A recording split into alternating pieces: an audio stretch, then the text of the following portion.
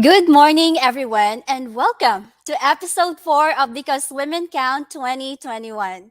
This is an online sharing of gender and development data and issues brought to you by the Province of Negros Occidental through the Provincial GAD Focal Point System, with the technical support of the Negros Occidental Language and Information Technology Center and Tech for Ed Philippines. I am Red Dawn Laurente. I represent Negros Occidental Language and Information Technology Center, or NOLTC, and I will be your host for today's episode of Because Women Count. To start our special episode this morning, let us have the opening prayer to be followed by the singing of the Philippine National Anthem and the Negros Hymn.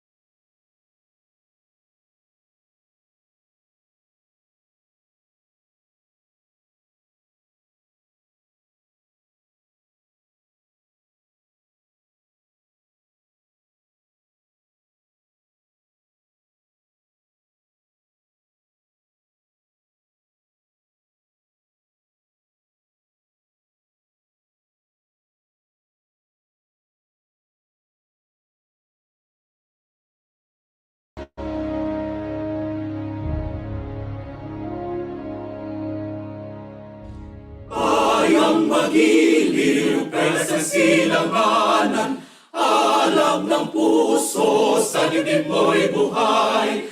Lupang hinirang, duyan ka ng magiting, sa manlulupig, di ka pasisingil. Sa dagat at bundok, sa simoy at sa langit mong bughaw, may hilag kang tula at awit sa paglayang minamahal. Ang kisap ng watawat mo'y tagumpay na nagdinigning. Ang bituin at araw niyang kailan pa may di magdidilim.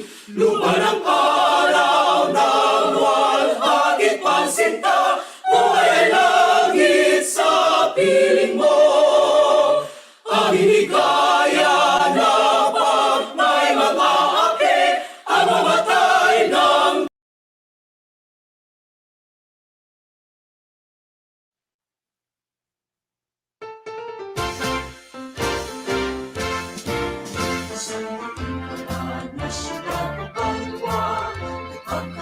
sa kita kapamilya. Pagbulikay, pagkikay, pagkikong, madapat mag-ari sa ating na probinsya. Nagotod na Negros sa ano, sa katawagan, mapinalang tao. Sa punatang ko ang nagisakripisyo, sa kauswagan, sa sikatao.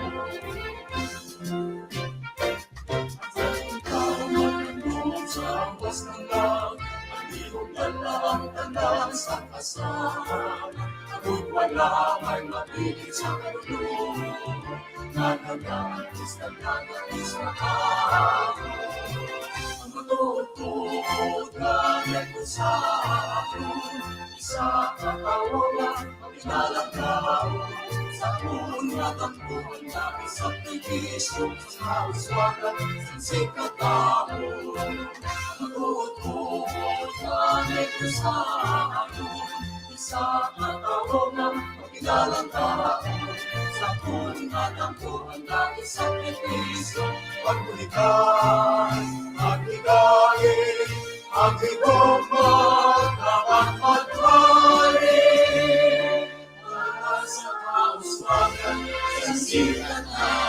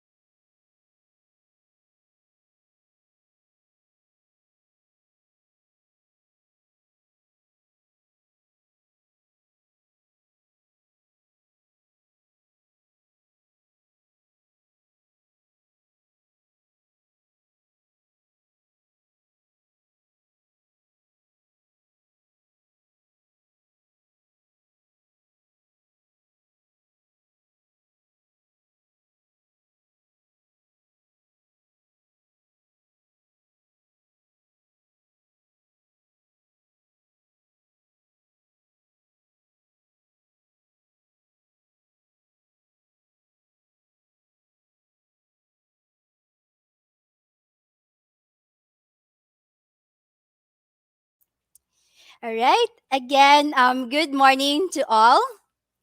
We are so delighted that you are here with us again this morning. You are watching Because Women Count 2021. It is an online sharing of GAD data. We are on episode number 4. Thank you for joining us and watching through Facebook and YouTube. Our special greetings to the members of our provincial and local GAD Focal Point Systems and our LGU GAD Focal persons from all the component cities and municipalities of the Province of Negros Occidental. Tomorrow, May 28th, is the International Day of Action for Women's Health. Women are the bearers of life, and they play an important role in the continuation of humanity. On the eve of this annual international event, we would like to appreciate the women and give importance to their health, particularly women's reproductive health and sexuality. Thus, before I introduce to you our moderator for this morning, we will first hear the special message of selected women leaders on the occasion of the International Day of Action on Women's Health. First, let us hear from the chair of the Sangguniang Panlalawigan Committee on Women, Children, and Family Affairs. Ladies and gentlemen, let us have the Honorable Rita Gatuslao of the 5th District. I am grateful that you are present today to bring more awareness to an important topic which is at the heart of gender equality, women's rights, and women's empowerment. It is sexual and reproductive health and rights. I hope we will be able to share and learn from each other's experiences. Alongside the interests of women and girls, it is also the wider interests of the communities and the province that are served by respect and attention to sexual and reproductive health and rights. This topic, however, is not separate but rather closely linked to factors like social development and poverty reduction. And with the population increasing faster than our ability to address these issues, we are looking at an increase too in the number of cases. We are aware that in order to hone women and girls' potentials as contributors to economic growth, they need to exercise control over their sexual and reproductive lives. For example, women can participate in the labor market while girls can invest in their education. The changing population demographic, gender equality, urbanization all call for a stronger integration of the women and girls in equal roles so that they are empowered to improve their lives and cause positive changes to their communities. After all, strength does not necessarily lie in numbers, but in their potential. The emphasis of all efforts should focus on three core areas. First, violence against women and children must stop. Next, women and girls must have equal access to resources and opportunities. The third area proposed encompasses voice leadership, and participation, critical decision making in households, and women leadership in the private sector as equally important, as well as women's opportunities to engage in collective action. Today, I would like to call on all of you to continue to pursue our joint path towards the achievement of this agenda. Let us envision a world where women and girls all have access to sexual and reproductive health. Let us envision a world where women's rights are protected, realized, and guaranteed.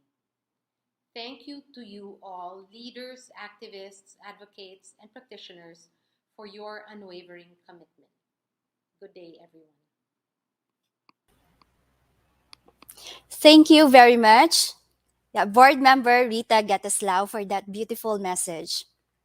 At this point in time, let us hear a brief on programs and projects related to women's health supported by our provincial gender and development budget.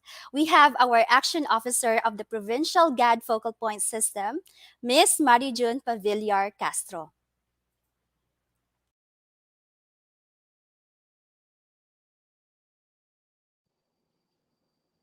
Thank you, Red. Good morning, everyone, and my greetings on International Day of Action for Women's Health. We have just celebrated Mother's Day last May 9. We honored and appreciated the sacrifices of women all over the world to bring and nurture life. This May 28, we're once again highlighting the importance of women's health and the problems and issues faced by women in realizing their rights to health, especially reproductive health and sexual rights. Because women gave birth or gave life, sisters in the Philippines would say, ang babae ang nagbibigay buhay. Sana walang namamatay sa pagbibigay buhay. But sad to say, there are still many women who die giving birth, who are getting pregnant too early, too late, too often, or too frequent. We in the provincial government of Negros Occidental, through the Provincial Gender and Development Focal Point System, chaired by Governor Eugenio Jose Lacson, allocate a substantial portion of our GAD budget for programs to support women's health and well-being. For this year, 2021, we have 223,600,000 pesos as GAD budget. Almost half of these funds are being used to support women's health. First and foremost, we have the 80 million for NUCHIP or Negros Occidental Comprehensive Health Program, under which enrolled members who are mostly women have a maximum of 5,000 pesos annually for their outpatient laboratory expenses and medicines as additional assistance on top of their PhilHealth benefits. We are supporting 14 projects of the Provincial Health Office in the amount of almost 12 million. These projects include the more than 1 million maternal health service and safe motherhood program, 2.75 million support to family planning program, and more than 710,000 to HIV/AIDS and STI prevention and control program.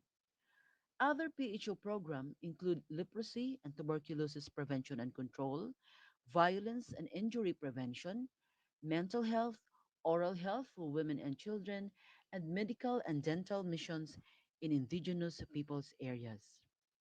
On top of this, we have allocated 2 million services in preparation for gynecological and birth-related blood loss.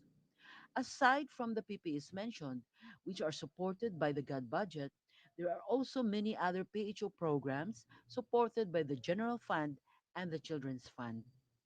More than 13 million of our GAD budget is supporting 8 hospitals for the establishment, operation, or upgrading of the women and children's protection units for women and girls victims of violence and abuse.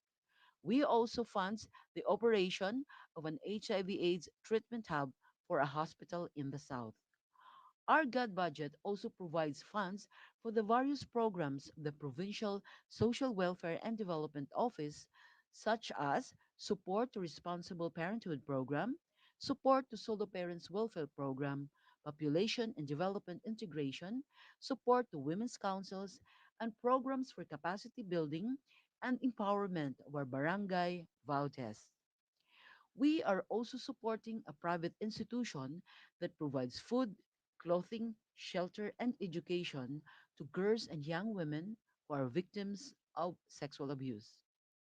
Within Capital, our Provincial Human Resource and Management Office has initiated this year a mental health and psychological counseling program and services for Capital employees and workers of government hospitals operated by the province. Also, for implementation for our PGNO employees are our series of gender sensitivity trainings, orientation on human rights and violence against women, and seminars on the Safe Spaces Act and advocacy campaigns within and outside Capitol on this Bawal Bastos law. Some of the health needs of our constituents in these times of the pandemic are also being addressed through our project on gender responsive intervention to COVID 19 and new normal. A special program to help address teenage pregnancy in three barangays of a component city will also be implemented. This is on top of the Population and Development Program for the youth of the PSWDO. Because we believe that the youth is the hope and future of our province. And if we want to build a stronger future, we have to start caring more for the health and well being of our youth now. These are some of the initiatives in the province under our GAD Fund to help address women's reproductive health and sexuality. Despite the pandemic, our PGFPS members are doing their best to implement the programs and projects to better the lives of the Grense women and their families. We pray for the health and safety of our government workers as we continue to work for our women and girls to have a better chance to maximize their full potentials as human beings, to be free from abuse and violence, and to realize their health and rights. Abanse, mga kababaihang Negrense. Thank you. Thank you so much, Miss June.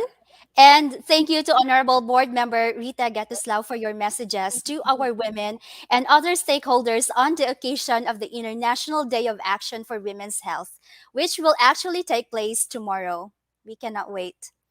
We would like to again thank our viewers joining us through Facebook and YouTube live stream. You may share the link to your colleagues so we can all together learn. And now, for our online sharing of gender and development data, we will have no less than the Provincial Planning and Development Coordinator as our moderator for today. She is an epitome of a great female leader, a woman with exceptional grace and dedicated government service. General Montgomery defines a leader as this: the capacity and the will to rally men and women to a common purpose, and the character which inspires confidence.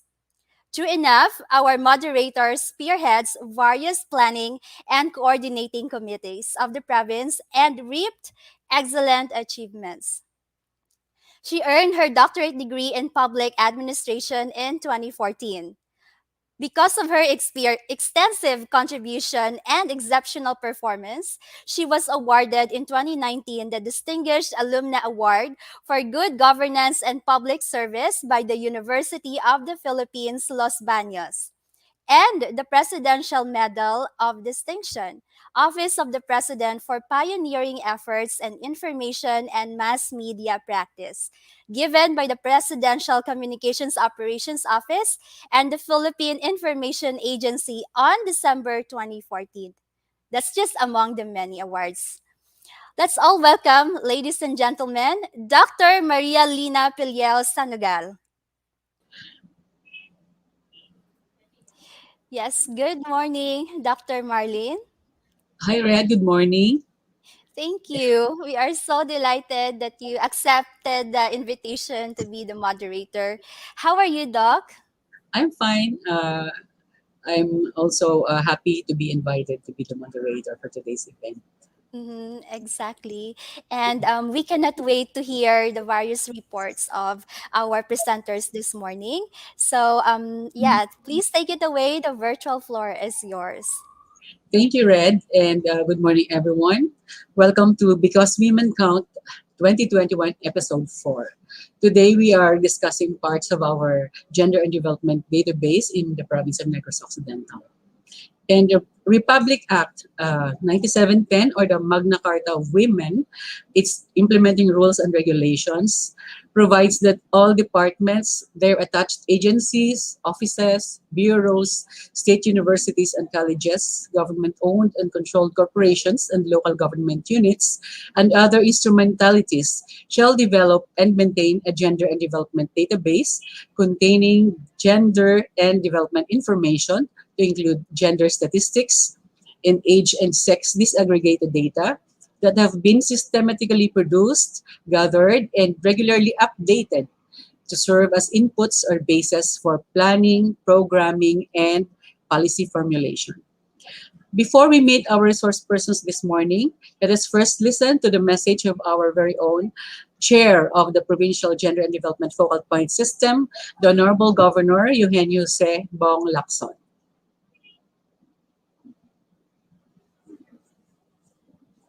Gov, you have the floor. The pursuance of gender advancement and advocacy is among the thrust of the present administration. And in so doing, we made certain that proper enabling mechanism shall be in place through the creation of appropriate structures and priority programs. When, because Women Count was organized by the provincial government, selected agencies and organizations were asked to share their GAD data. Such initiative was taken to have a more systematic method in identifying gender issues so that data-driven interventions can be made. Particularly now that the COVID-19 crisis heightened the diverse issues faced by women. To all the participants of this GAD data sharing, we truly appreciate your dedication and we thank you for recognizing the importance of having proper data that will help us make informed and accurate decisions and enable us to make strategic approaches. I also would like to encourage all our LGUs to have a more active participation. Your inputs will be of valuable importance to this campaign. To the organizers, thank you and congratulations. May this activity give all our stakeholders inspiration to pursue the noble objective of protecting, enabling, and validating the women of the province. May the good Lord continue to guide us in our aim to achieve dignity, respect, and justice for all. Avance, Negrense. Thank you, Governor Bong Lacson, for that very inspiring message. As our governor said, we had our first Because Women Count conference in 2019, where selected national government agencies, state universities and colleges, and offices of the provincial government, among others, shared their gender and development data, identified gender issues, and planned and implemented interventions to address these issues. This year, the provincial government, through the Provincial Gender and Development Focal Point System, organized Because Women Count 2021 to share gender and development updates from the same stakeholders and more. Originally slated as a face-to-face gathering last March 30 to 31 as part of the culmination of Women's Month celebration, the conference was postponed due to a surge in COVID cases and is finally staged now through online platforms. The objectives of the Because Women Count 2021 are: first, to share the gender and development data, gender and development issues, and some interventions or programs, projects, and activities to address these issues.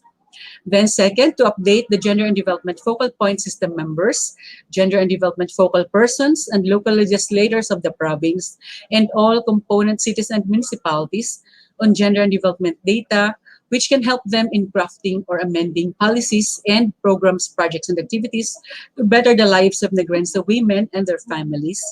And lastly, to encourage the local government units to organize their own women count or sharing of gender and development data to get a better view of the situation of women and girls in their locality.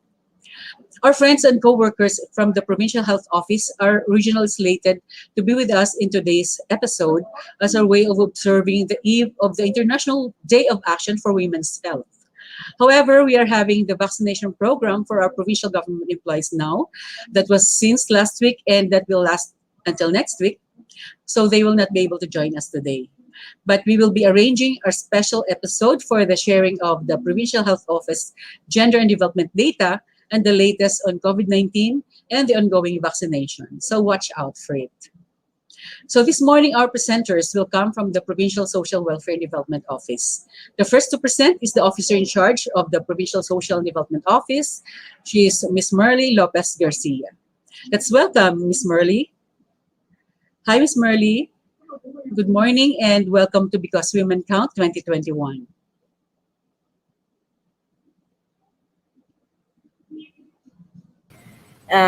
Thank you for the nice introduction. Welcome, Ms. Merly. I'm sure our colleagues in the government service, particularly our fellow Gender and Development Focal Point team members from the different local government units, are excited to listen to your sharing so that they will also have an idea on what gender and development data they should collect and update. Yes, thank you, Doc Marlene. I will proceed now to my Yes, please. presentation of the GAD data in the of the PSWDO.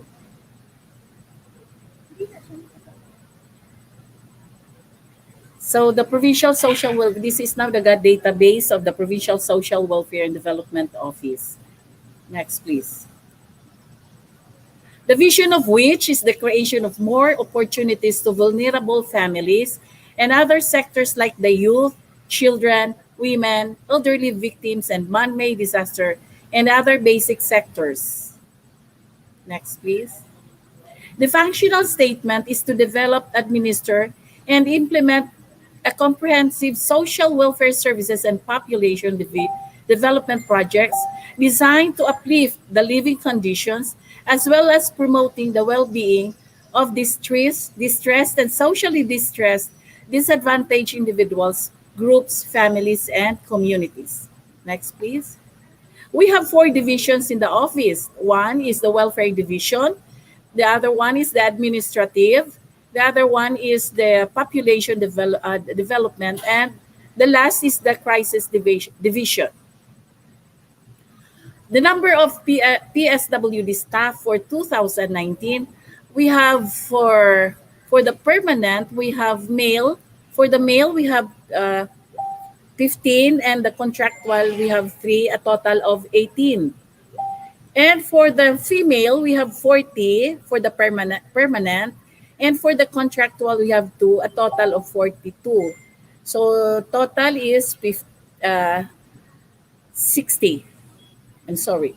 The number of registered social workers in the office, for male, we only have 1. And for female, we have 5 at the welfare division. And at the crisis division center, we have 2. And from the PubDev, we have 2, a total of 9. Next, please. Next, please. Nothing. Yes, okay. Next, please. I'm going to present to you the number of clients received financial petty cash assistance in 2019. We have a total, if you can see, we have the total of 849. So, dominant gyapon ang aton female, back please. Dominant ang aton nga female. And for 2020, we have 749. Next, please. Again, dominant gyapon ang aton nga female. For the number of clients provided with assistance for hospital bills and blood processing fees in 2019. So you can see the figure there. Dominant gihapon ang aton nga female. In 2020, we have 417. This time, medyo nagtaas ang male kaysa female. Okay, next please. For the number of registered members of the Provincial Federation of Senior Citizens, Negros Occidental, for the current year, for the year 2019, as you can see there, we have more than 100,000 for the year 2019. So again, ang female gihapon ang damo. That covers the whole province. Okay, next please. Other assistance of services or services provided to the walk-in clients, we have the provision of food and non-food items, counseling, of course, because that is our professional, one of our professional functions. Next is the referral. Next, please. For the members of the Federation of Senior Citizens Association of the Philippines, the FISCA for 2020, if you can see, in 2019, amo na siya ang the whole is, we are going to total is more than 100,000, 158,000. Next, please. Members of the Federation Officers, OSCA heads, and Execom. Again, in 2019, ang sa FISCAP naton, ang members ang medyo mataas in 2019 ang sa male. So that's a total of 31. Sa OSCA naman, medyo dominant again ang more on the figure ang male kaysa female. So the total is 31. For the Execom, parehas lang ang laban. So a total of 10. So next please. The Centenarian Awardees for current year 2019 and 2020. So we have in 2019, amo ni ang aton nga figure. So mas the figure natin is mo at 33. So ang female nagpanguna gihapon. And for 2020 we have 45. So again, ang women gihapon ang mas damo, no? 30 plus. So whereas ang pila lang sila kabilog. Okay, next please. For the recipients of social pension funded by the provincial government of Negros Occidental, in 2019 we have we were able to pay out or serve 1,500 of the social pensioners, and for the year 2020 we have 1,666. If you can notice, there is still a difference, no, hindi gyapon equal. Next please. Other programs and services for senior citizens. So we have from District 1 and to 6, we have elderly week celebration. Gyapon ang figure naton, and 262 provision provide wheelchair sa aton mga akag BP apparatus. We also have the financial and medical assistance. So a total of 58 again. So ang female naton is 36 for the financial assistance, and sa wheelchair and BP apparatus ang aton female is 120, whereas ang sa male it's 89. So a total of 209 and 252. Next please. For the registered solo parents, we have in 2009, not so clear. We have 1,714. Okay, you have seen the figure there. That is for 2,000. That is for the solo parents with ID, because our solo parents can never be called solo parents kung hindi sila ma-register sa respective LGU. So after the registration, of course, they will have the ID. So that would be the time that they are considered at the different LGUs that they are already a solo parent member. Okay, so we have Also, okay, we have a provision of officers of solo parents in 2018. Next, please. 2018 and 20, we have 31, a total of 31. And then for male, we only have two, and female, we have 29. For the programs and services, next, please. For the programs and services for solo parents, from District 1 to 6, we have 31. Orientation, what are the activities? The activities are the following. We had the orientation on basic entrepreneurship and business management, no? So, and then for District 1 and 6, again, we also provide financial assistance grants amounting to 7,500 in 2019, a total of 31, no? One for the male and 30 for the female. Again, for from District 1 and 6, we have a total of 31. The financial assistance at this time, we grant we were able to extend 10,000 pesos per solo parent. So all are female. So that's for the year 2020. Next, please. Next slide, please. Okay. Top three gender issues of women solo parents. One is multiple burden.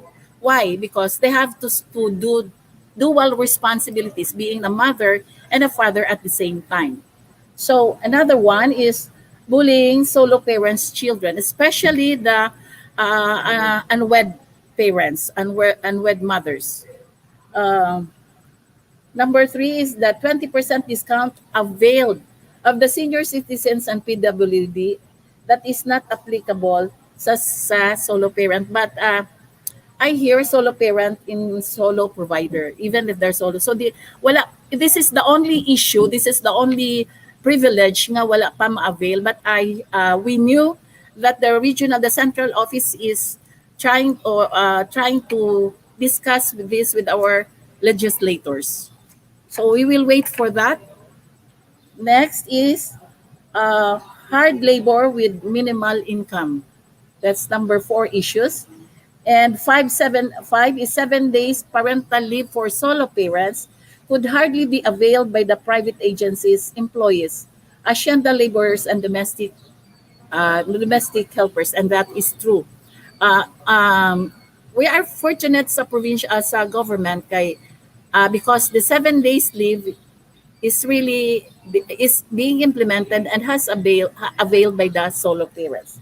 And the last is the unprocessed psychological and emotional trauma.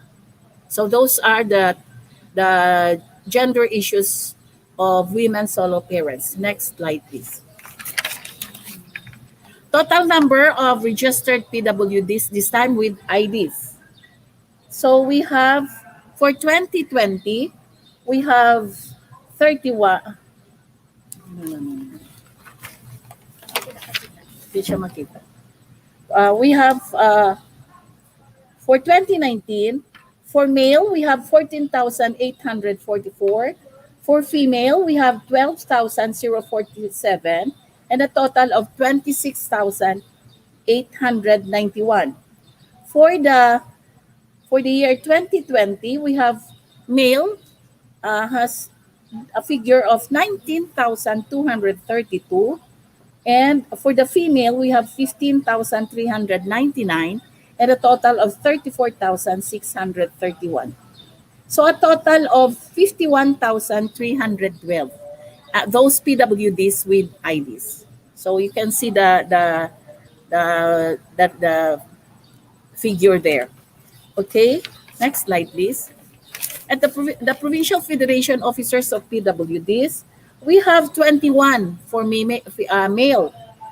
This is for 2020. We only have 10 for female at a total of 31. Okay, next slide, please. For the programs and services for PWDs for 2019, we have from District 1 to 6, we have 950 who were able to avail the financial assistance, subsidy, and educational assistance. So a total again of 950. For District 1 to 6, again, For the mobility devices like wheelchairs, single cane, and crutches, we were able to provide 410 of these mobility devices, of these devices. Okay, next slide, please. For programs and services for PWDs in 2020, from District 1 and 6 again, we were able to provide financial and subsidy assistance in the amount of for 50 for the male and 50 for the female. It's 1,000.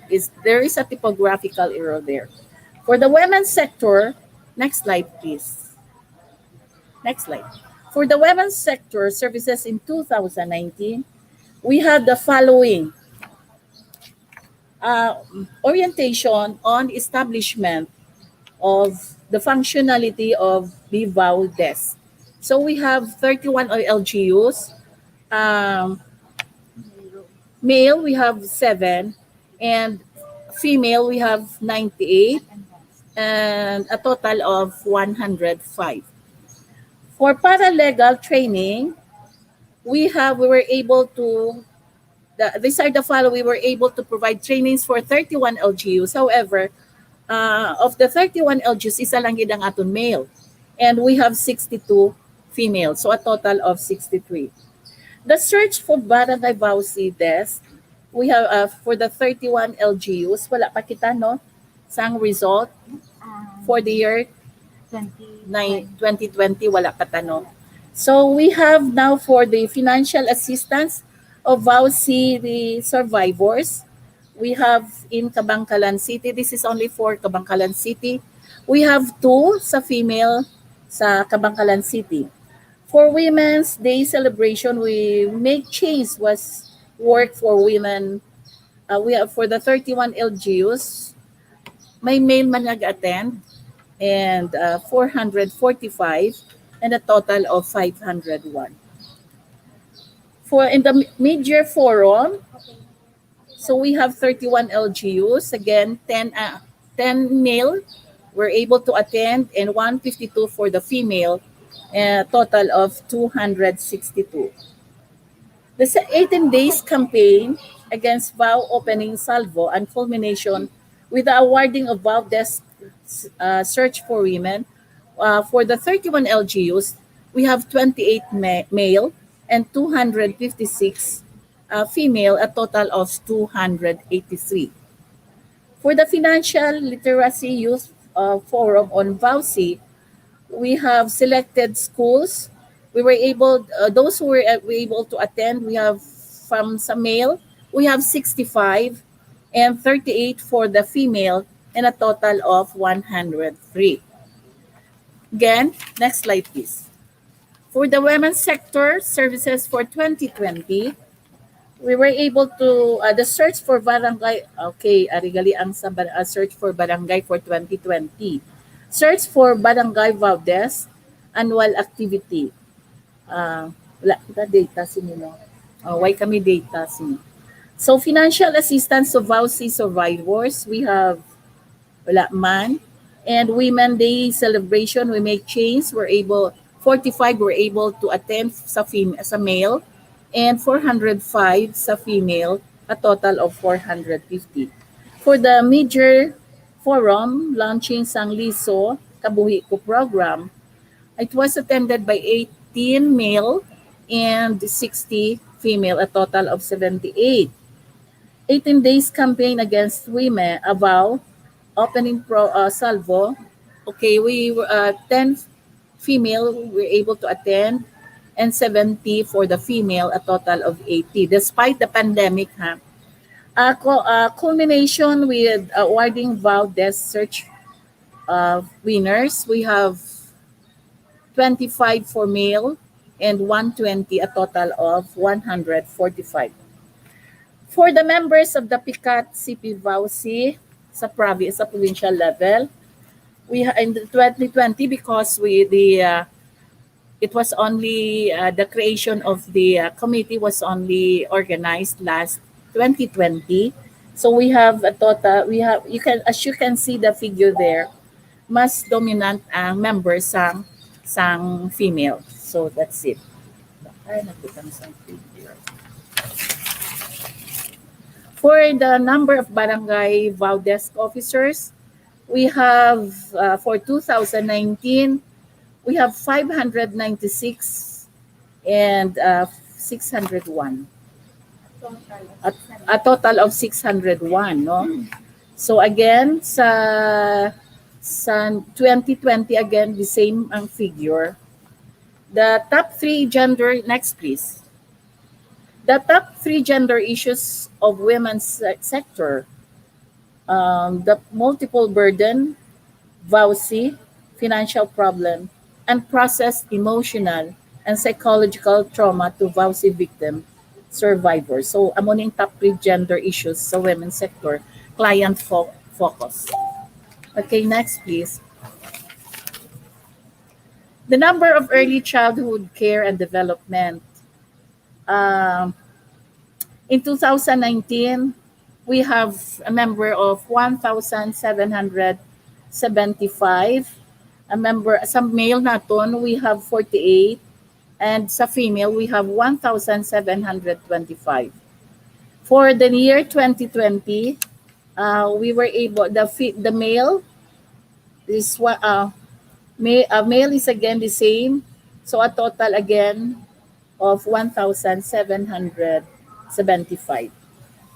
And the ECC enrollees in the province for current year 2019 and 2020. We have a total of 73,484. For the male, we have 36,258. And for the female, we have 34,783. The same with 2020, 35,000 for 722 for the male. And we have the 35,712 for the female, a total of 71,434 again. Next slide, please. For the conflict, children in conflict with the law, CICL cases served by the whole province of Negros Occidental. In 2019, we have a total of 343. No, if you can see, you try to look into sang ilang nga mga ang age. We have the bracket here. Age 15 years and below, we have 146 for the male and 22 for the female, a total of 168. For children above 15 years but below 18 years old, we have 154 for the whole province. And we have 36 for the female, a total of 172. So again, these are the statistics or data sa aton children in conflict with the law sa whole province. Other daycare-related programs and services. Okay, it started in 2017 until now ara gihapon.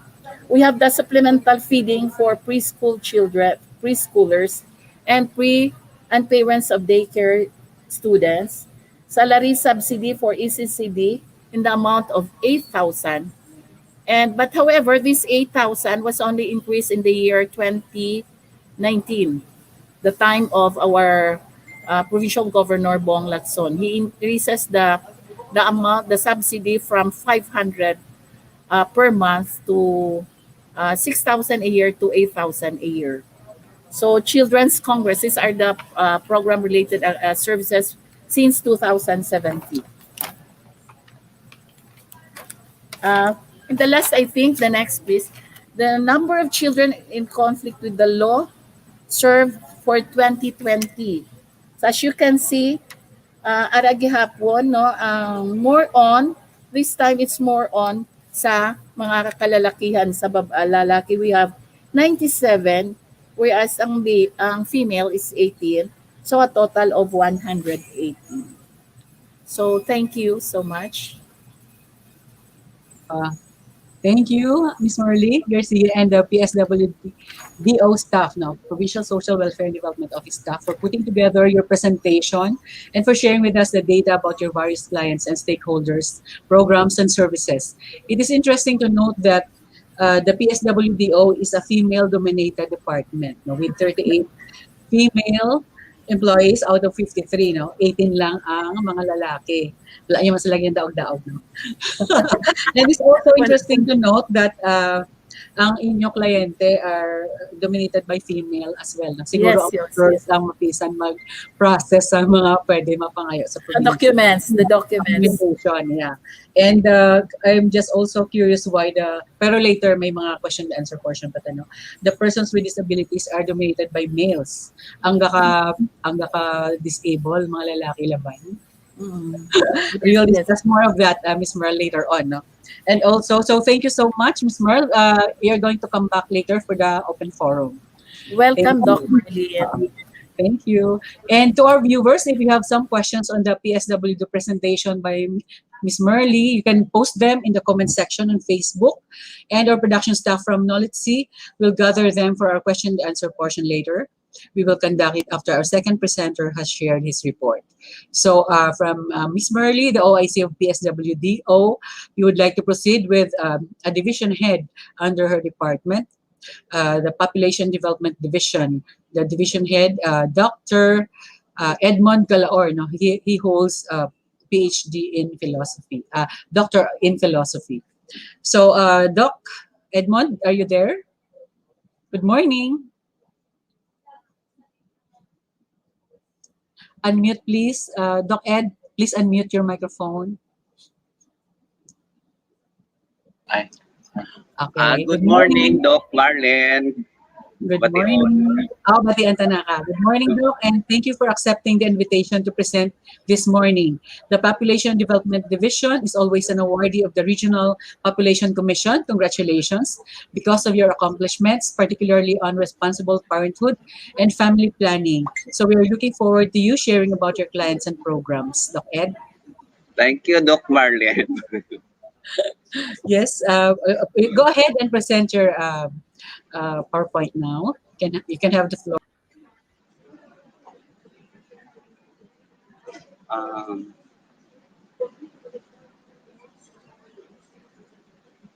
okay. So this is our division. No? Our division is the main implementer of the Philippine Population Management Program. So these are the flagship programs of the PPMP. Number one, responsible parenthood and family planning, the adolescent health and youth development program, and then the third is the population and development integration. As a division here in the province of Negros Occidental, we are implementing these three flagship programs in the local level, particularly in the provincial as well as in the municipal level. So what I am going to present now in our accomplishment report for the years 2019 and 2020. So first, anyway, our accomplishment here is segregated through sectors. So I'm going first to present our accomplishment for adolescents. The next, for couples of reproductive age. So if you're going to say couples of reproductive age, so these are women who are aging 15 to 49 years old. And then the third, so this is for the fathers or the ERPAT. ERPAT means empowerment and reaffirmation of paternal abilities and talents. So what are our activities for adolescents? So these are the different or several activities for adolescents as part of our adolescent health and development program. So first, so we have forums, symposiums on responsible adolescence program. As you noticed, here in Western Visayas, we have the only province who is implementing the responsible adolescence program. So meaning to say, kita pioneer kag dason ginasigisigi naton kay very popular ang responsible adolescence program in the province of Negros Occidental. what type of assistance or intervention that we are providing for adolescents. So particularly, we are only providing the IEC and behavioral change advocacy. So meaning to say we are aspiring that our adolescents will change their behavior from risky to a better one. So meaning to say we are really saying that we will make our adolescents to become a good citizen of the country in the future once they become adults. So for that, we have um, participation of 3,300 males and 4,787 girls with a total of 8,087. So we have also conducted the peer educators training. So these are the peer educators who will be our resource speakers or our body in the field. So particularly they are in school, youth or adolescents, no, aging from 12 to 18 years old. So we give them skills enhancement training, particularly in dealing with problems of teenagers. So for that, we trained no, in 2019, 144 males and 338 females, a total of 482. So we also conducted U for You 10 Trail Initiative. So this is also an IEC and behavioral change advocacy. For that, we have 194 males and 356 females with a total of 550 participants. We established information and service delivery network on adolescent health and development program. Particularly, this is rooted on the executive order issued by different uh, local chief executives. So we give them technical and secretariat support, and then the framework of referral pathways to access services of different agencies, particularly the mandatory or agencies no, who are our partners are the Municipal Social Welfare Office, the Municipal Health Office, the Philippine National Police, the Barangay Council, uh, the Mayor's Office, and other agencies, as well as the Department of Education. So for that, sa we have ISDN network. So we have 6 males and 19 females, a total of 25. Together with the health office or the Department of Health, we also conducted healthy young ones, no? So a sort of IEC advocacy as well. So we have 105 males and 95 females, a total of 200. Again, we have also focused group discussion on adolescent sexuality and reproductive health. So this is particularly for the implementation of Republic Act 10354, which is responsible parenthood and reproductive health. So our participants here are 16 boys and 44 girls, so a total of 60. Uh, in 2019, we have organized the Peer Educators Learning Summit. So we have 36 participants who are males and 64 participants who are females. So a total of 100. To to address no issues on families, particularly the problem of teenagers. So we have conducted the parent teen talk. So here our participants are parents, so their father and mother, and then one teenagers who have experienced difficulty or a problem with her or his development. So we have 7 participants who are males and 17 who are females, a total of 24. So we give also ISKI orientation on adolescent health and development program for our members of the Sangguniang Kabataan. So we have here 48 boys and 30 girls, a total of 78. We also disseminated film dissemination on the adolescent health issues and concern. Particularly, we are promoting the second placer in the regional level on film, which entitled ASU, made by um, students from the Negros Occidental Provincial High School. So for film showing, we have 63 participants who are boys and 74 girls. And then the last one is the establishment of teen center. Our peer educators who are trained are the one handling and managing our teen centers, particularly inside the school campus.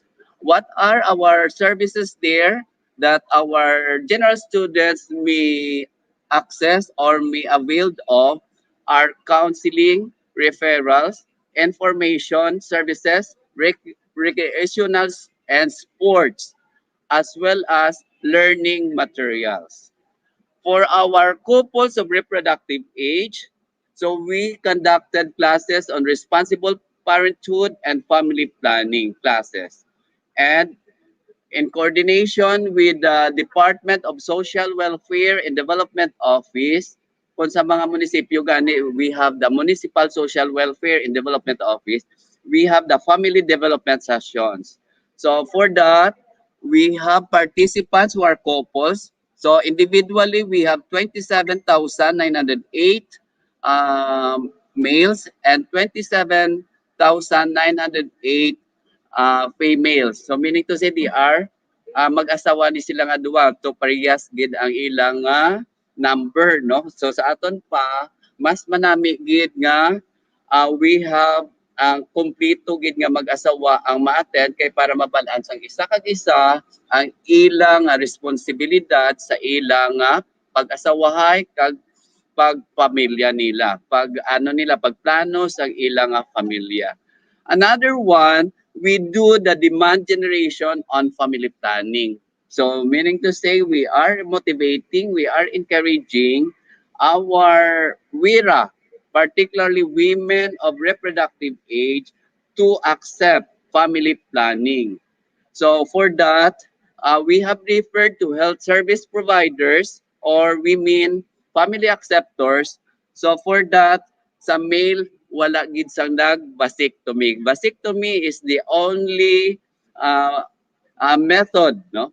Method for para sa mga lalaki, but then mostly our acceptors are female. So we have 7,377 uh, family planning acceptors. For pre-marriage counseling, so our our population and development workers who are assigned in the municipalities, they are the head of the pre-marriage counseling team together with the municipal social welfare office as well as the municipal health office and other civil society organizations. So they are conducting the pre-marriage counseling, in short, PMC. For that, we have 3,544 male and female, so a total of 7,088. Uh, we also have the parent and talk, so 2323 here. So meaning to say we have 23 boys and 23 girls for our parent and talk. For the next sector, we have the airpat or for the fathers. So sa aton pa, we have three sectors there covered. Adolescents, couples of reproductive age, so the women, and the third, the father or the airpat. We are conducting the airpat modular seminar. For the public, ang modular seminar namon consists of 9 modules. So here, our clients may choose 1 or 2 modules in which they are needing. So this is a seminar or a training. So of course here, our participants are females. But then our facilitators, some of them are mga babae, no? Pero ang participants ginaton kinanglan lalaki. So kung may babae gid man nga maabot, kung kaysa ginapamangkot na sila kung airpat sila or airmat. So siyempre airmat gid di amo na no. Ti ginapater na sila pero dira lang sila sa kilid-kilid lang anay. Mamati sila pwede man. So we also conduct airpat orientation conference for new members.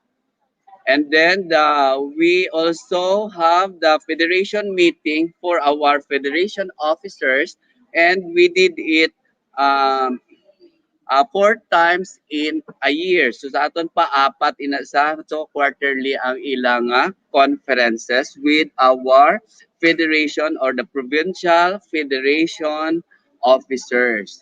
So here a total of 158 attendees. So meaning to say we have only more than 32 officers.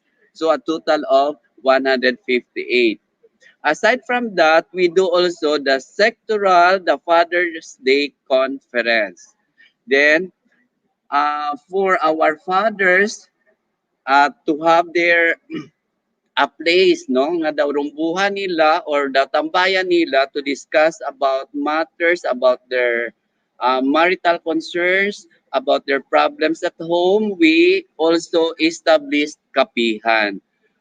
But before we establish the kapihan, we conduct kapihan, livelihood, and skills training together with the Office of the Provincial Agriculturist and other agencies as our trainers. So we have there 62 participants. We have also the the provincial airpat congress. So this is once a year. So we have participants of 377. We do also the airpat for RPFP. So right now we have a different target for airpat or the katrupa. A katrupa kalalakihang tapat sa ilang responsibilidad sa pamilya, no? So these are the airpat or the katrupa. So we have 60 katrupa who have attended our class on responsible parenthood and family planning. So aside from that, we do the planning and leadership workshop. So with 60 participants. In 2019, so a total of 37,181 males attending, and then we have 44,876 females. So meaning to say, in 2019, we have 55% females and then 45% males. So mas damo gyapon ang mga babae nga nag-attend sa aton mga advocacies and other activities nga ginakandak naton sa province. Okay.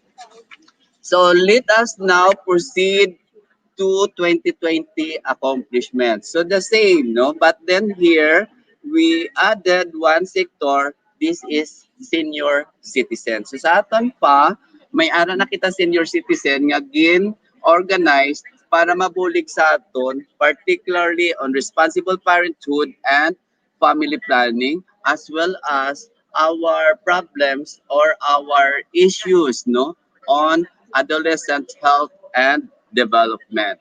For our adolescents in 2020, kung nang taon naton, we have only a very uh, low, no? Uh, ang ato di return very low kay since pandemic na in 2020. So for adolescents, we only conducted mga forums, symposiums on responsible adolescence program. So here we have 933 boys as participants and 1,626 female participants. So a total of 2,559.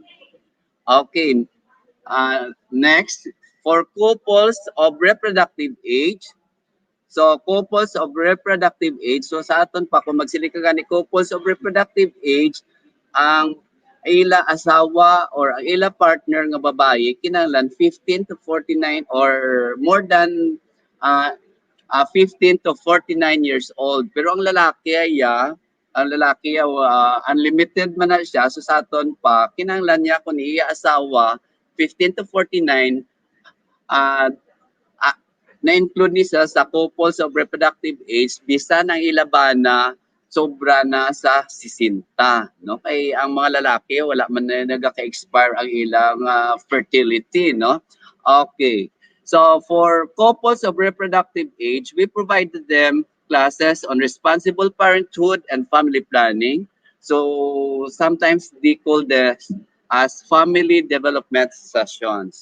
So here we have 17,211 male participants as well as female participants. So a total of 34,422. For our demand generation on family planning acceptors, so we have 6,832. So meaning to say here, bisan sa 2019, wala kita acceptors ng mga lalaki. In 2020, wala man. So meaning to say, subong nga mga panahon daw wala gid sa mga lalaki nga naga pabasik to me. So daw sa ato pa malaka gid ang ato acceptor sa malaka or wala gid kita acceptor sa lalaki.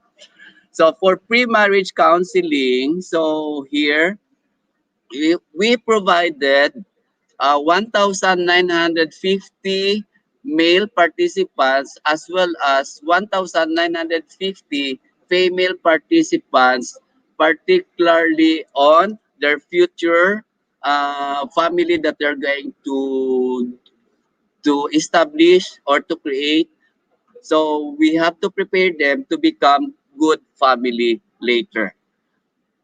And then we also give orientation on demographic profiling for would-be couples. So we have here 6 male participants and 34 female participants with a total of 40. For AirPath, we do the AirPath modular seminar. So we conducted AirPath modular seminar to 120 fathers as well as we train, no, particularly on livelihood and skills enhancement, particularly on rice retailing and smoked fish. So nga rice retailing kag smoked fish gig kay since we provided equipment as well as some logistics to establish rice retailing and smoked fish for our airpot. So there are 55 airpots who are involved, no, in this project.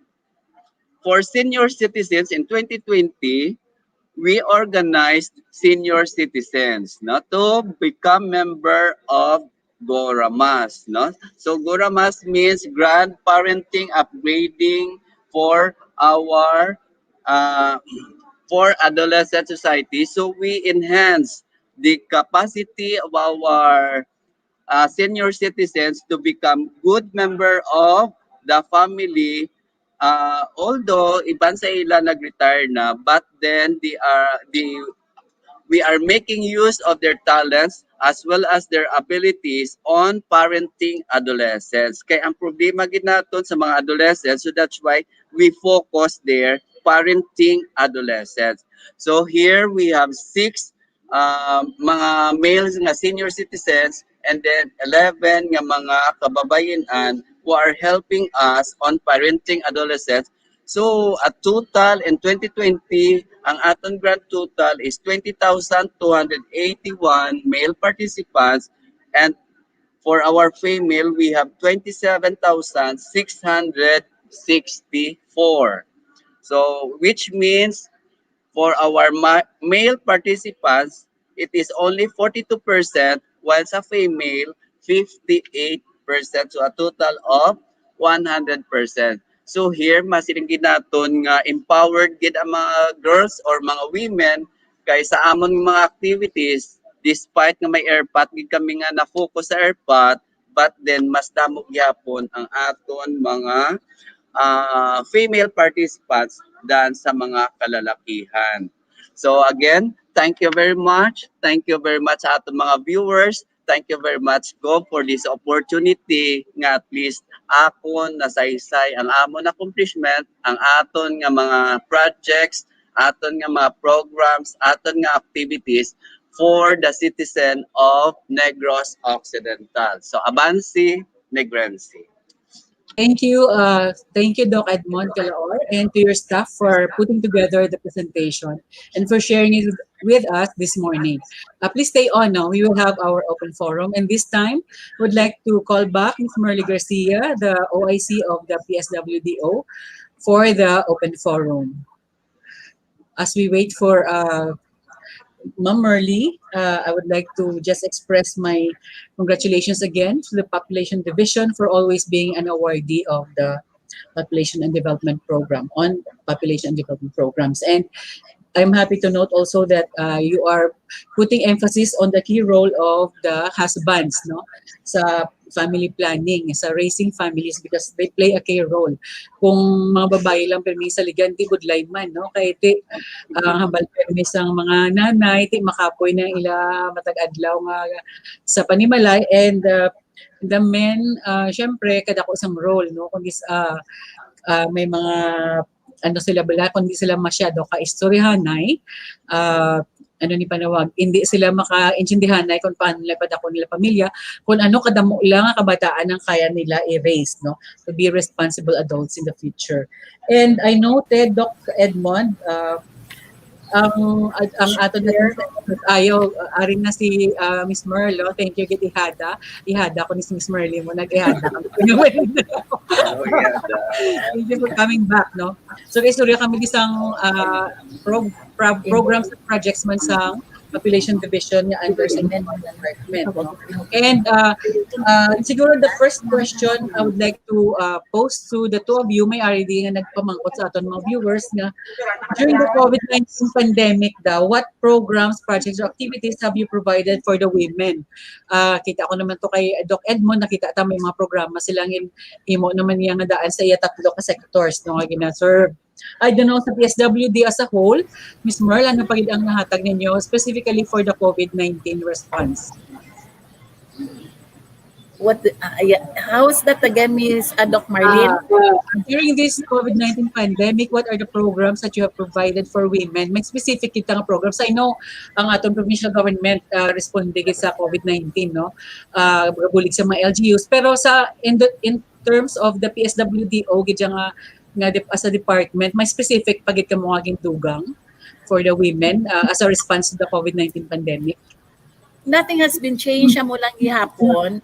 And some meetings were conducted through Zoom. And the VAUSI, online lang ang sa contest naton, sa mga search for VAUSI desk.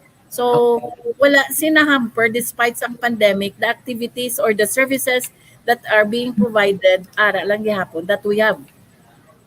Financial assistance, that doesn't mean nga pandemic, wala sila nagkakadto diri, still ara sila gihapon, but we observe the protocols.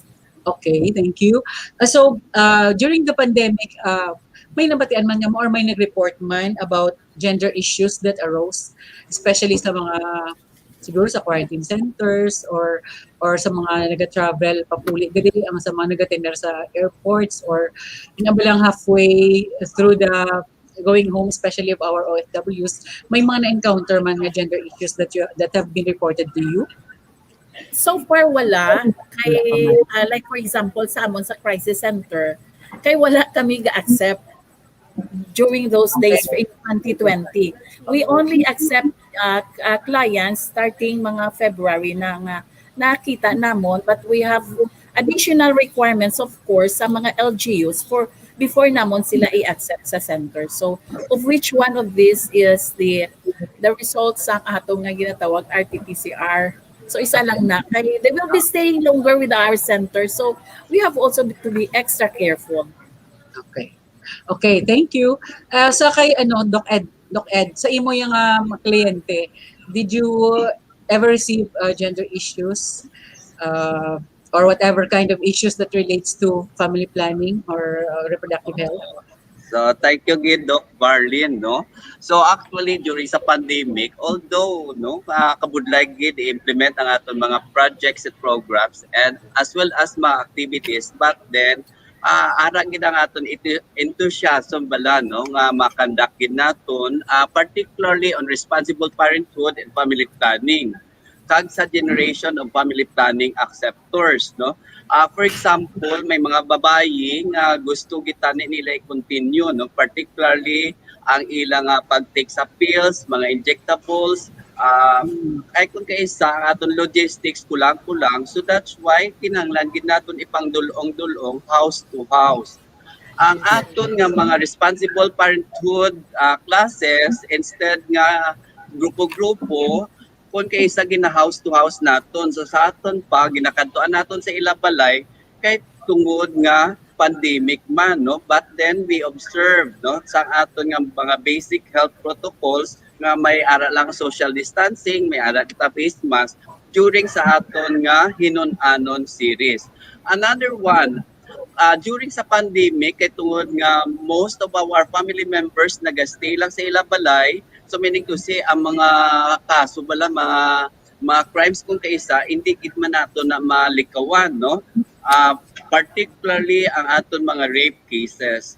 Maayo lang pasalamat kita kay aton nga information and service delivery network, ang ISDN naton will establish ini siya sa iban nga mga banwa, no. For example, may rape case sa Kawayan, abig example, no, hindi kin man na sa tuod, abig example lang sa Kawayan, kung may ara gid man kinahanglan ma-respond gid kita because ang aton mga peer educators kabalo na gid na sila, kay ini sila mga peer educators sa aton pa mostly mga teenagers, classmate man na nila or friend man na nila, so hindi sila kabalo kundi sila makadto.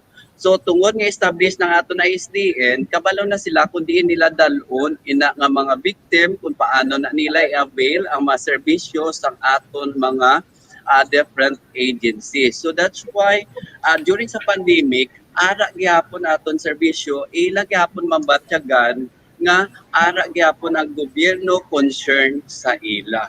So So, meaning, okay. So Doc uh, Ed, is there a high? Did you notice is there a high or reduction ba or increase in the usage of contraceptives during the pandemic? daw medyo nagdubo-dubogid man kay kung kaisa ang iban pala kung hindi madulungan sang logistics or sang ila supply kung kaisa gauntat kag dason kung kaisa wala man sila access bala kundi sila mabakal kag kung kaisa makpangid man ang kwarta sa nga time mo. So do you expect an increase in population? Siguro igo na mag-time na ano kita census, no? Basta nagtaas ang 2020, 2021 yung population. Daw medyo gid, but then isa lang na siguro kaswerte aton kay ang aton nga repeated teenage pregnancy daw siguro daw hindi na sakit tungod nga mga aton mga teenagers na wala kakita ay, so that's why daw. Sigurado ka wala agwa, no? Okay, thank you. Muna siyang dako ko worry gid permi teenage pregnancy kataas ang incidence, but I'm happy that during the pandemic wala man sang incidence ng teenage pregnancy, no, kay nagpahimunong ang mga teenagers naton. And let's go. Thank you, Doc Ed, for that, no. And let's go back to Miss Merly. Na-notice ko kanina, no, dominant ang aton ng mga male sa persons with disabilities. Is this because ang ano tawag ni ang may mga disabilities male or sila lang yung bisan magpa-member sa group? Yeah, thank you for that question. Actually, Doc Marlene, if you notice, ang figure naton sa PWDs is, I think, if kagamay lang gid.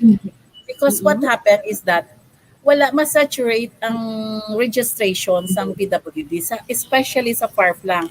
And what could you expect nga hindi sila kakadto diri because some bedridden na, some amputated. So amo na sila ang mga difficulties nila nga hindi sila maka-register sina nga kuan nga that's why amo na siya. And then besides even during sa pandemic, wala gihapon, we still continue providing services to them, especially along the financial and the subsidies. So, wala kamo even in 2020, ara kami in 2020, damo gito ang start sang pagsugod sa pandemic, but still naga-payouts gihapon kami sa mga respective LGUs. Of course, ginobserve ginamon, we see to it, we coordinated with the LGU nga ang protocol should be observed. Yes. Amo lang na ang amon. Okay. So another one, thank you for that, Ms. Merle. Very interesting to note, during our November 5, no, 5 de Nobyembre, di ba, nag-award sa mga senior Yes. citizens. I can see, dumas damo ang women nga 100 years old. Yes. Yes. So, Correct. as you can see Na sila. sa presentation. Now, supposedly, ang services naton, supposedly i-deliver naton during the November 5, Okay. 5 de Nobyembre. O galing lang because of this pandemic, we decided, we discussed this with Gov nga what is your decision, kaya hindi siya pwede nga i-delayed until such time ma-normalize ang situation. So we decided, we replicated the activities done by the regional office, and okay man si Gov. Kanami very touching nga si Gov nga nagkadto nga nagahigda siya nga bedridden, and then gina-awardan ni Gov sang 100,000. Very touching and fulfilling ang ginimo ni Gov nga bringing the provincial government to the Centenarian sub. Even sa kaputok-putokan nang nagikadtuan ginamo ni Gov, and even nga hindi na maagian namon sang salakyan, gikadtuan gini Gov just to deliver and to award the 100,000. That's good to know, no? Kay ma-aktibo ang ato na governor, no? Very young. I hope Lagbas this naman will ulit. be this will be done also this year, 2021. Oo, lakton ginigaw anay mga kabukiran. But I would like to see siguro later, base may mga in the future na, or base sa PHO, to look at or study how is this phenomenon, no? Nga mga babae ang laban nga nagalabot sa 100 years old. Anong ilang secrets, no? Anong ilang siguro sa ila meals, sa ila diet, no? Kung nga nagalabot sila sa amusina. And isa tagor dapat lang tamon man kung ano ang mga naglabot 100 years old, are they single? But may man mga di ba, may pamilya sila. May kabataan. Oo. May family sila.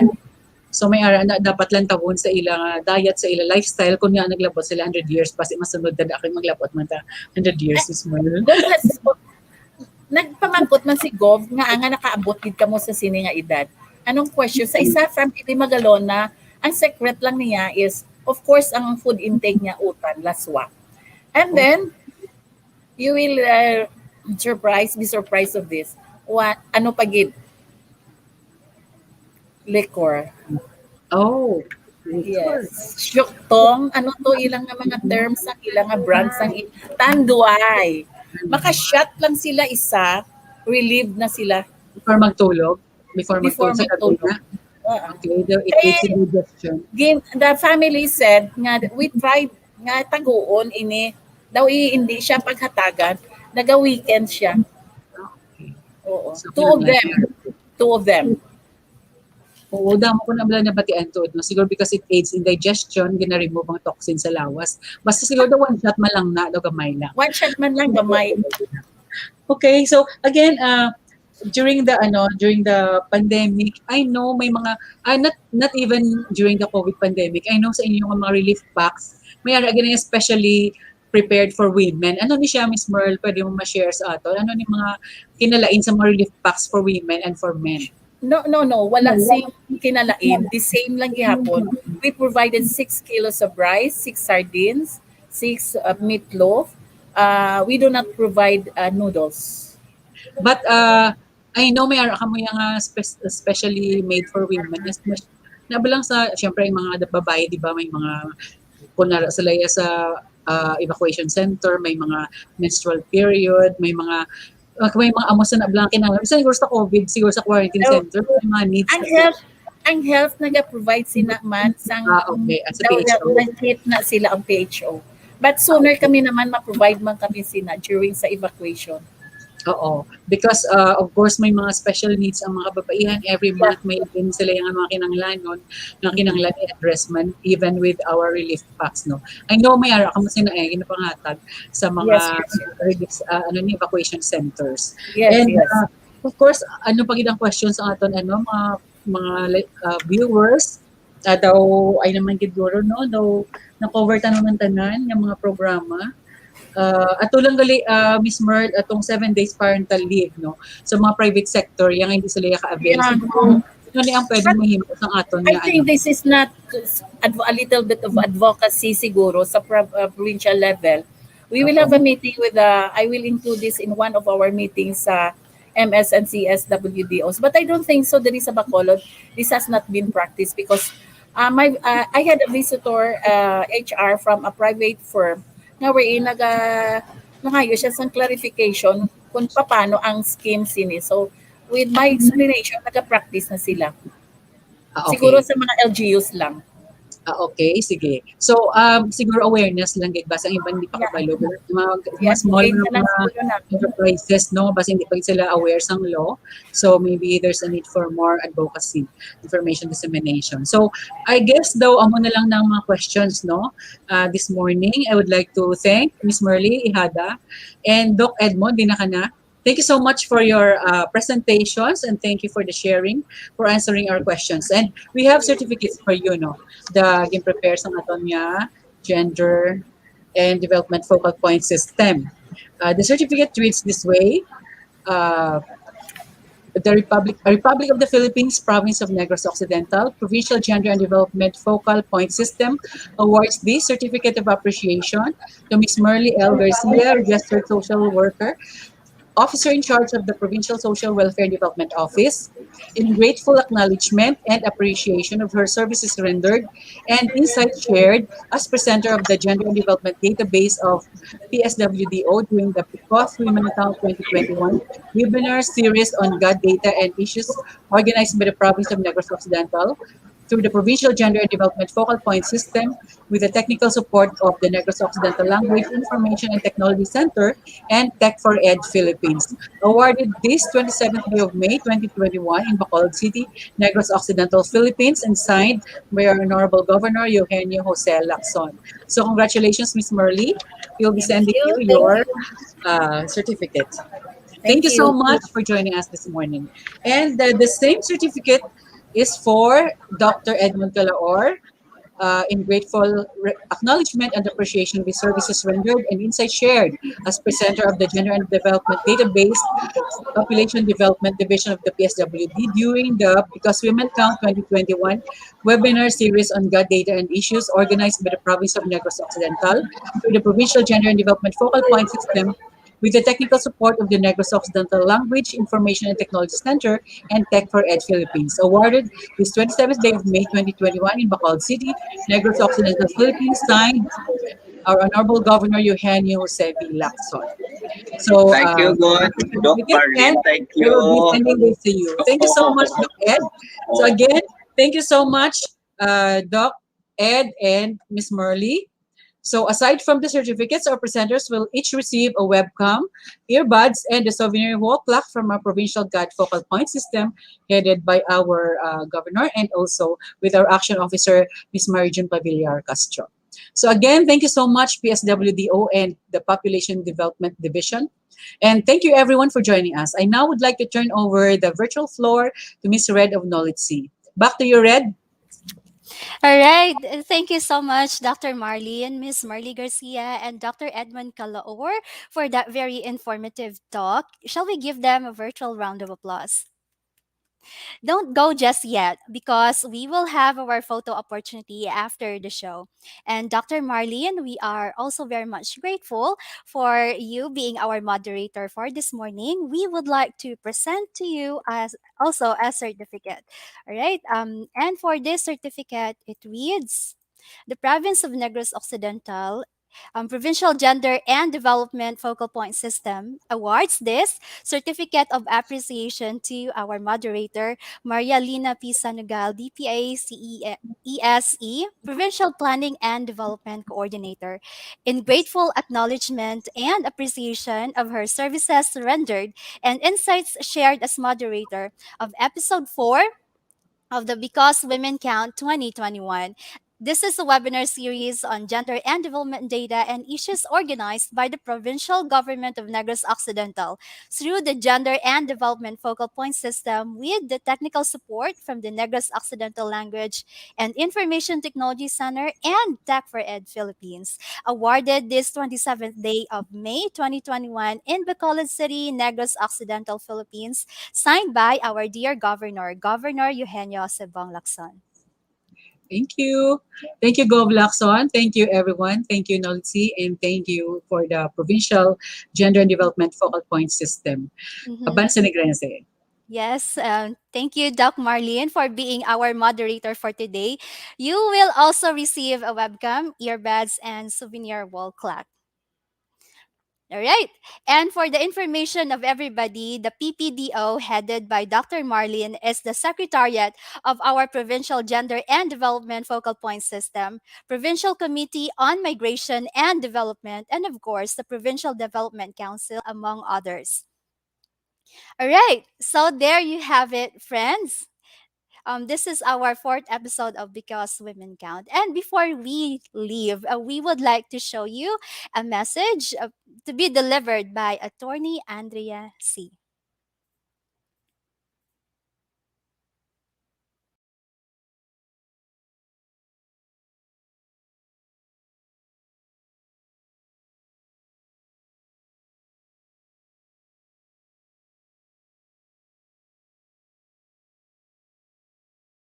We're called the weaker sex. But when it comes to longevity and surviving illness and coping with trauma, do you know which sex outlives the other? In the Philippines and worldwide, women outlive men by more than 5 years on the average. Pinays have achieved better control of our reproductive health also, as shown by the decline of fertility rates from 4.1 children in 1993 to 2.7 children in 2017. Health facility deliveries in our country have more than tripled, nearly tripled from 28% in 1993 to 78% in 2017. So why bother with an International Day of Action for Women's Health? Women make up 70% of healthcare workers globally because women are the backbone of healthcare within the family, within our communities, and in our country. Public spending for women's health benefits not just women, but the entire population. Women shouldn't be dying because of pregnancy and childbirth. But in the Philippines, the latest statistic is 121 maternal deaths per 100,000 births. If that doesn't sound high, Vietnam only has 43, Thailand has 37, Malaysia 29 per 100,000 maternal deaths, Philippines 121 per 100,000. Filipino children also have a greater chance of dying within the first 5 years. Per 1,000 children under 5, the data shows 27.3 deaths per 100,000, per 1,000. In Vietnam, it's only 19.9 per 1,000. And in Thailand, it's 9 deaths per 1,000. In Malaysia, only 8.6. The Philippines, 27.3. The national fertility rate may have gone down from 4.1 to 2.7 children for women. But in households that struggle the most with finances and lack of opportunities, meaning in our poorest households, women still average 4.3%. If the Philippines lagged behind our Asian neighbors before COVID-19 struck, imagine how it is now. The World Health Organization found significant disruptions in health services in 90% of low and middle income countries. What happened? Sexual and reproductive health and rights were deprioritized. Equipment and services, health services for sexual and reproductive health were diverted to fulfill other needs. And providers were forced to suspend some sexual and reproductive health services that were not classified as essential. Sounds like what happened to us here. According to the Center for Reproductive Rights Asia, before the pandemic, it was estimated that 2,400 women and girls die every year in the Philippines from preventable causes related to pregnancy and childbirth.